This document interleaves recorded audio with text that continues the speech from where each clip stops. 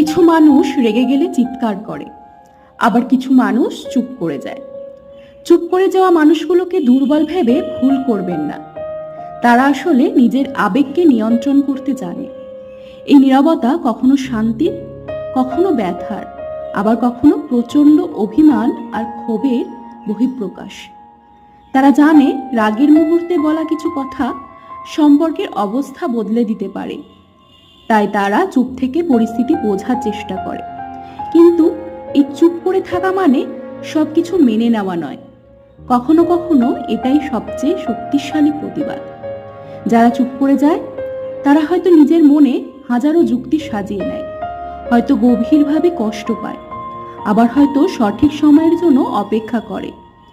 এই নীরবতাকে বুঝতে শিখুন, কারণ মাঝে মাঝে চুপ থাকা মানে সবচেয়ে জোরে কিছু বলা।